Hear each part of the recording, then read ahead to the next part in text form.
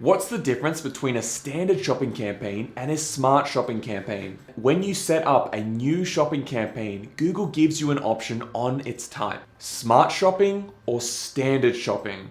And Google really wants you to pick smart shopping. They make it the default first choice and describe it with enticing terms such as maximizing your conversion value, effortless optimization, broader presence. It then seems to describe standard shopping as mundanely as possible. What's going on here? Is smart shopping the intelligent choice used by hip PPC managers that understand and embrace the future? Is standard shopping the run-of-the-mill choice used by unimaginative business owners still clinging to ancient technologies? Well, for better or for worse, Google has been driving its platform towards more and more automation for years now. It strongly and openly believes that machine learning is superior to humans in almost every area, and they've steadily removed the strict controls and access to data that people have had for years. There are many examples of this over the past 5 years, including hiding about a third of all search query data,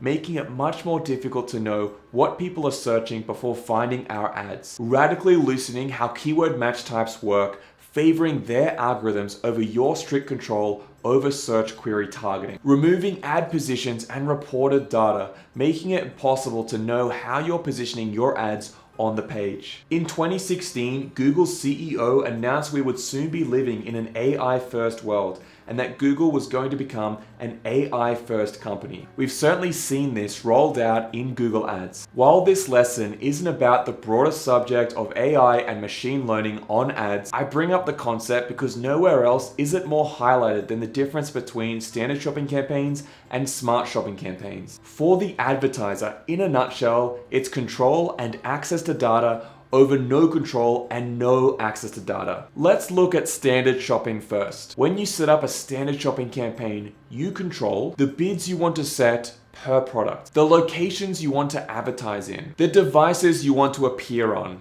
the audiences you want to observe and target, and which networks you want to show on: Google's search page and the partner networks, YouTube, Gmail, and Discover. You can also review the search queries that are triggering your ads, a crucial part of your optimization process. With smart shopping, you control locations, and Google reluctantly only made that allowance for advertisers recently. Smart shopping is Google's trust us option. Don't worry about the audience or network. Don't worry about the bids or scheduling. Don't worry about all that data you used to depend on for optimizations and growth for your business. We don't want to share that with you because you're going to ask too many questions. Google's got it from here. Just make sure that your credit card is up to date. The ads may appear anywhere Google feels they should: on Google's main page, Google's shopping page, YouTube, Gmail, various search partners. So that's the difference between standard shopping and smart shopping from an advertiser's perspective. But what about from a business perspective? Well, in the 2 years or more that smart shopping has been available, my team and I have been testing it extensively. And what we've found is that it works brilliantly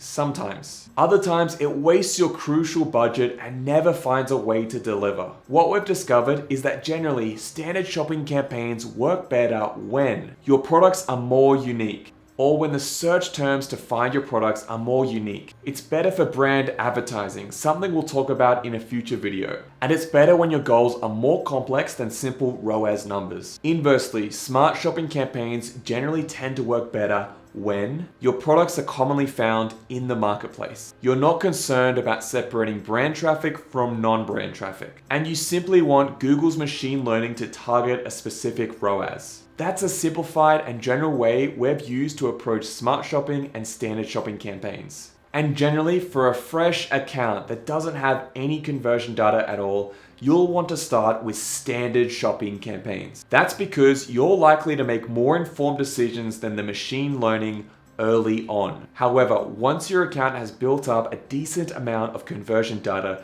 you'll want to test out smart shopping to see how it performs for your store. Keep in mind that smart shopping campaigns always get priority in your Google account, so traffic to the standard shopping campaign will dry up immediately. Unfortunately, you can't test them side by side. We'll wrap this up with a quote from Frederick Valaise, an ex-Google employee who wrote the book Digital Marketing in an AI World. It's for you to figure out if a smart campaign is really the way to go in a specific situation. And the answer is sometimes no. Well-managed but more manual campaign types built on long-standing optimization principles frequently still work more effectively.